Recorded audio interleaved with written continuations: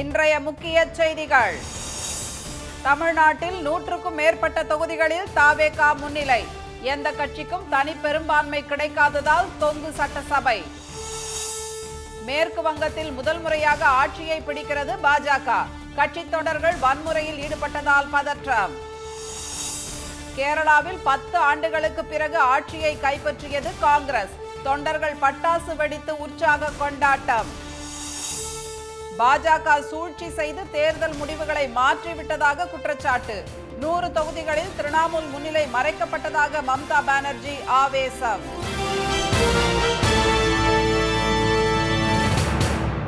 வணக்கம். தமிழ்நாட்டில் ஆட்சி அமைப்பதற்கான தனி பெரும்பான்மை எந்த கட்சிக்கும் கிடைக்காத நிலையில் தொங்கு சட்டசபை அமையும் சூழல் ஏற்பட்டுள்ளது. தமிழ்நாடு, புதுச்சேரி, கேரளா, அசாம், மேற்கு வங்கம் ஆகிய மாநிலங்களில் நடைபெற்ற சட்டமன்ற தேர்தலில் பதிவான வாக்குகள் இன்று எண்ணப்பட்டன.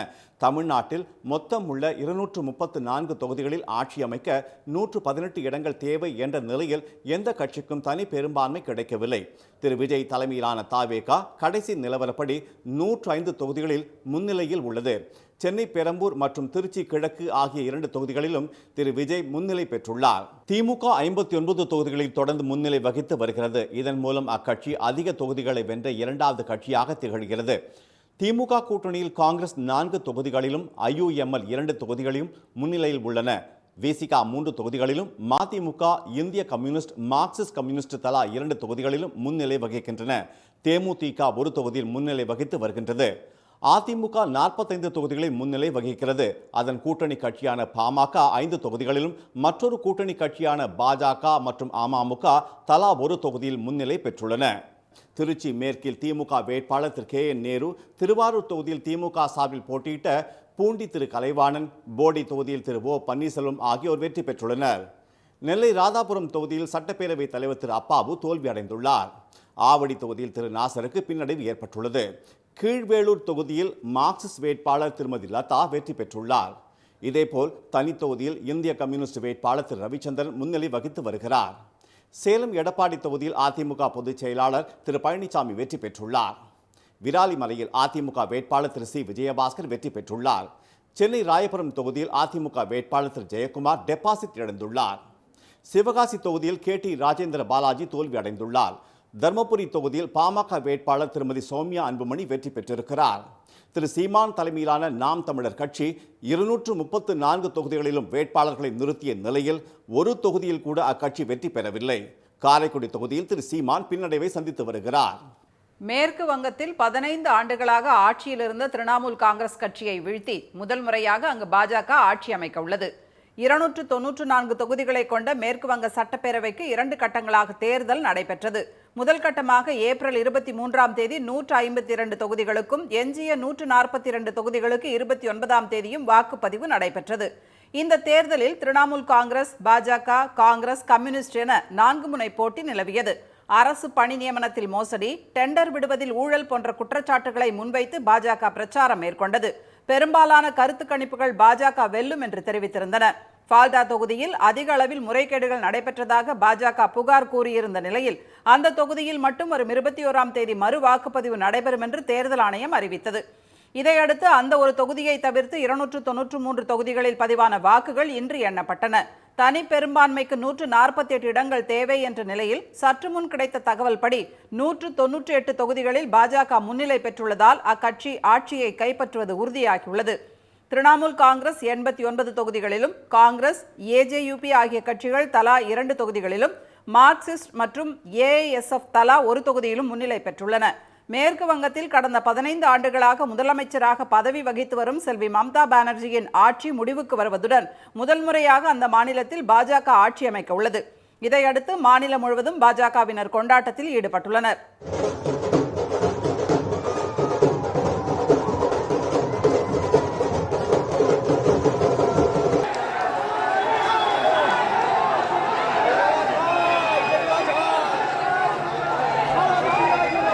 இதனிடையே கூச் பீகார் பகுதியில் பாஜக தொண்டர்கள் வன்முறையில் ஈடுபட்டதால் போலீசார் தடியடி நடத்தி அவர்களை கலைத்தனர்.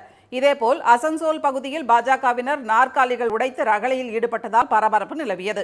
மேற்கு வங்கத்தில் பெரும்பாலான கருத்து கணிப்புகளில் பாஜக வெற்றி பெறும் என கூறப்பட்டிருந்த நிலையில் அக்கட்சி தனி பெரும்பான்மையுடன் ஆட்சி அமைக்க உள்ளது. கேரளத்தில் காங்கிரஸ் 10 ஆண்டுகளுக்கு பின் மீண்டும் ஆட்சியை கைப்பற்றுகிறது. 140 சட்டப்பேரவை தொகுதிகளை கொண்ட கேரளத்தில் மார்க்சிஸ்ட் தலைமையிலான ஆளும் இடது ஜனநாயக முன்னணி, காங்கிரஸ் தலைமையிலான ஐக்கிய ஜனநாயக முன்னணி, பாஜக தலைமையிலான தேசிய ஜனநாயக கூட்டணி என மும்முனை போட்டி நிலவியது. இடது ஜனநாயக முன்னணி சார்பில் மார்க்சிஸ்ட் கம்யூனிஸ்ட் 86 தொகுதிகளில் போட்டியிட்டது. இதர தொகுதிகளில் கூட்டணி கட்சிகள் போட்டியிட்டன. ஐக்கிய ஜனநாயக முன்னணியில் காங்கிரஸ் 95 தொகுதிகளிலும், இந்திய யூனியன் முஸ்லீம் லீக் 27 தொகுதிகளிலும் களம் கண்டன. இதர தொகுதிகள் கூட்டணி கட்சிகளுக்கு வழங்கப்பட்டன. ஜனநாயக கூட்டணியில் பாஜக 115 தொகுதிகளிலும், இதர தொகுதிகளில் அதன் கூட்டணி கட்சிகளும் போட்டியிட்டன. கடந்த மாதம் 9ஆம் தேதி ஒரே கட்டமாக நடைபெற்ற தேர்தலில் பதிவான வாக்குகள் 43 மையங்களில் இன்று எண்ணப்பட்டன. வாக்கு எண்ணிக்கை தொடங்கியது முதலே காங்கிரஸ் கூட்டணி முன்னிலை பெற்று வந்தது. காங்கிரஸ் 101 இடங்களிலும், இடதுசாரி கூட்டணி 37 இடங்களிலும், பாஜக கூட்டணி 2 இடங்களிலும் முன்னிலை வகிக்கின்றன. இதையடுத்து காங்கிரஸ் தொண்டர்கள் இனிப்புகள் வழங்கியும் பட்டாசு வெடித்தும் உற்சாகமாக கொண்டாட்டத்தில் ஈடுபட்டனர்.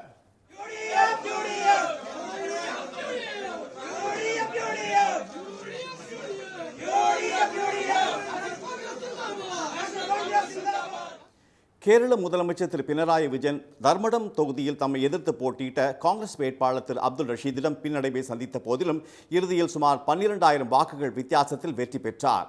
கேரள மாநில காங்கிரஸ் தலைவர் திரு சஜிதரன் குன்னத்து நாடு தொகுதியில் தம்மை எதிர்த்து போட்டியிட்ட மார்க்சிஸ்ட் கம்யூனிஸ்ட் வேட்பாளர் திரு சீனிஜினை விட 21,500 வாக்குகள் கூடுதலாக பெற்று வென்றார்.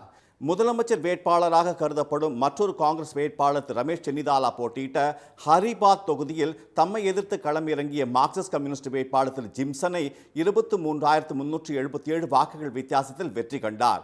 71 தொகுதிகளில் வெற்றி பெற்றால் ஆட்சி அமைக்கலாம் என்ற நிலையில் 101 தொகுதிகளை காங்கிரஸ் கூட்டணி கைப்பற்றியுள்ளதால் 10 ஆண்டுகளுக்கு பின் கேரளத்தில் காங்கிரஸ் ஆட்சி அமைகிறது.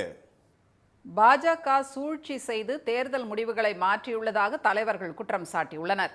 மேற்கு வங்கத்தில் மொத்தமுள்ள 294 சட்டப்பேரவை தொகுதிகளுக்கும் 2 கட்டங்களாக தேர்தல் நடைபெற்றது.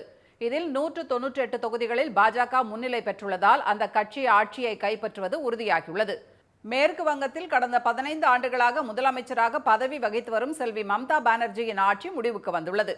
இதையடுத்து மாநிலம் முழுவதும் பாஜகவினர் கொண்டாட்டத்தில் ஈடுபட்டுள்ளனர். இந்த முன்னிலை நிலவரம் குறித்து கருத்து தெரிவித்த செல்வி மம்தா பானர்ஜி, SIR மூலம் மக்களின் வாக்குகளை தேர்தல் ஆணையத்தின் உதவியுடன் பாஜக திருடியதாக குற்றம் சாட்டினார். அதன் பின்னர் மத்திய படைகளை பயன்படுத்தி திரிணாமுல் காங்கிரஸ் கட்சியினரை பணி செய்ய விடாமல் தடுத்ததாகவும் அவர் தெரிவித்தார்.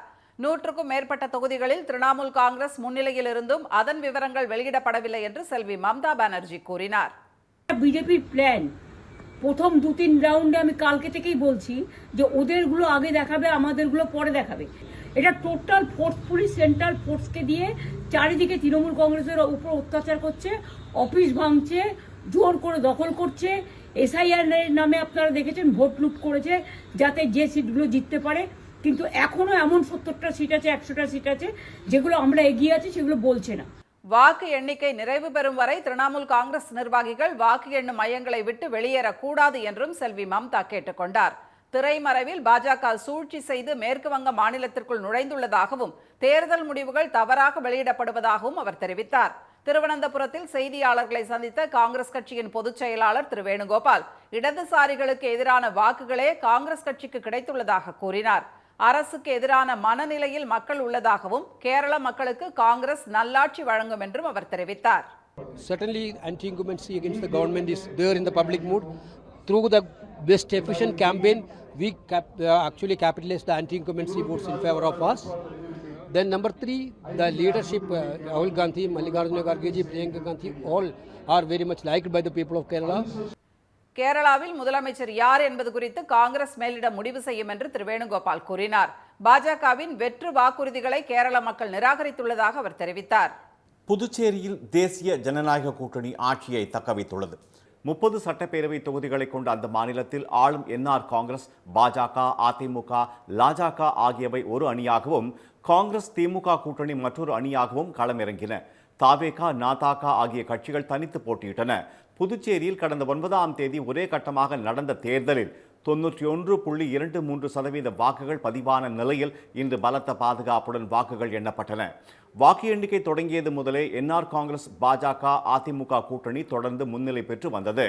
முதலமைச்சர் திரு ரங்கசாமி தட்டாஞ்சாவடி தொகுதியில் தம்மை எதிர்த்து களம் கண்ட காங்கிரஸ் வேட்பாளர் திரு வைத்திலிங்கத்தை விட 2990 வாக்குகள் கூடுதலாக பெற்று வெற்றி பெற்றார். உப்பளம் தொகுதியில் போட்டியிட்ட அதிமுக வேட்பாளர் திரு அன்பழகன் தாவேகா வேட்பாளர் திரு சிவாவை 1182 வாக்குகள் வித்தியாசத்தில் வெற்றி பெற்றார். வில்லியனூர் தொகுதியில் போட்டியிட்ட திமுக வேட்பாளரும் எதிர்க்கட்சித் தலைவருமான திரு சிவா என்ஆர் காங்கிரஸ் வேட்பாளர் திரு ரவிக்குமாரிடம் தோல்வியடைந்தார். காமராஜர் நகர் தொகுதியில் போட்டியிட்ட லட்சிய ஜனநாயக கட்சியின் தலைவர் திரு ஜோஸ் சார்லஸ் வெற்றி பெற்றார். புதுச்சேரியில் என்ஆர் காங்கிரஸ் 10 தொகுதிகளிலும் பாஜக 5 தொகுதிகளிலும் அதிமுக மற்றும் லாஜக தலா 1 தொகுதியிலும் வெற்றி பெற்றன. சில தொகுதிகளில் என்ஆர் காங்கிரஸ் மற்றும் கூட்டணி கட்சியினர் முன்னிலையில் உள்ளனர். இதையடுத்து தேசிய ஜனநாயக கூட்டணி கட்சியினர் வெற்றி கொண்டாட்டத்தில் ஈடுபட்டுள்ளனர்.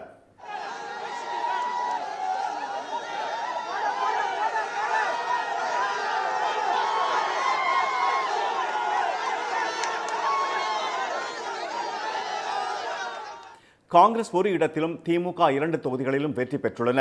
தாவேகா 1 தொகுதியிலும் முன்னிலையில் உள்ளது. சுயேட்சை வேட்பாளர்கள் 5 பேர் வெற்றி முகத்தில் உள்ளனர். 30 தொகுதிகளில் 15 தொகுதிகளுக்கு மேல் ஆளும் என்ஆர் காங்கிரஸ் பாஜக அதிமுக கூட்டணி நெருங்கியுள்ளதால் அந்த கூட்டணி மீண்டும் ஆட்சியை தக்க வைக்கிறது. அஸ்ஸாம் மாநிலத்தில் 92 தொகுதிகளுக்கு மேல் முன்னிலை பெற்றுள்ள தேசிய ஜனநாயக கூட்டணி மீண்டும் ஆட்சியை தக்க வைத்துள்ளது. அந்த மாநிலத்தில் மொத்தமுள்ள 126 சட்டப்பேரவை தொகுதிகளில் பாஜக தலைமையிலான தேசிய ஜனநாயக கூட்டணியும் காங்கிரஸ் மற்றும் இடதுசாரிகள் கொண்ட கூட்டணியும் எதிரெதிராக போட்டியிட்டன. கடந்த 9ஆம் தேதி ஒரே கட்டமாக நடந்த தேர்தலில் 85.96% வாக்குகள் பதிவாகின. வாக்குகள் இன்று எண்ணப்பட்ட நிலையில் தேசிய ஜனநாயக கூட்டணி 81 தொகுதிகளில் முன்னிலை பெற்றுள்ளது.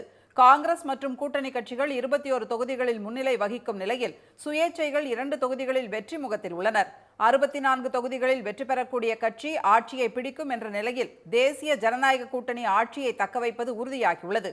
இதையடுத்து பாஜக மற்றும் கூட்டணி கட்சியினர் பட்டாசு வெடித்து கொண்டாட்டத்தில் ஈடுபட்டனர்.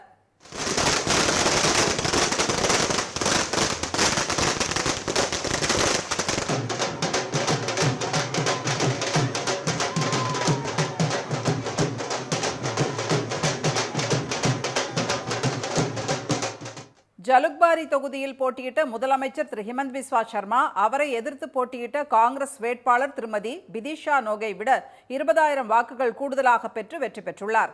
2016ஆம் ஆண்டு பாஜக தலைமையிலான தேசிய ஜனநாயக கூட்டணி வெற்றி பெற்று அஸ்ஸாம் மாநிலத்தில் முதல் முறையாக ஆட்சி அமைத்தது. திரு சர்பானந்த சோனோவால் முதலமைச்சரானார். 2021இல் தேசிய ஜனநாயக கூட்டணி வென்று ஆட்சி அமைத்த போது பாஜகவின் திரு ஹிமந்த் பிஸ்வா சர்மா முதலமைச்சராக பொறுப்பேற்றார். தற்போதைய தேர்தலில் தேசிய ஜனநாயக கூட்டணி ஆட்சியை கைப்பற்றும் நிலையில் அவரே மீண்டும் முதலமைச்சராக பொறுப்பேற்பார் என்று எதிர்பார்க்கப்படுகிறது. மீண்டும் இன்றைய முக்கிய செய்திகள். தமிழ்நாட்டில் ஆட்சி அமைப்பதற்கான தனி பெரும்பான்மை எந்த கட்சிக்கும் கிடைக்காத நிலையில் தொங்கு சட்டசபை அமையும் சூழல் ஏற்பட்டுள்ளது.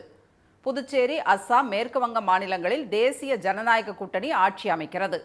கேரளாவில் 101 தொகுதிகளில் வென்று 10 ஆண்டுகளுக்கு பிறகு காங்கிரஸ் கட்சி ஆட்சியை கைப்பற்றியுள்ளது. இத்துடன் இந்த செய்திகள் நிறைவடைகின்றன. மீண்டும் சன் டிவியில் செய்திகள் காலை 7:30 மணிக்கு. செய்திகளை உடனுக்குடன் தெரிந்து கொள்ள QR கோடை ஸ்கேன் செய்து சன் நியூஸ் வாட்ஸ்அப் சேனலுடன் இணைந்திருங்கள். வணக்கம். வணக்கம்.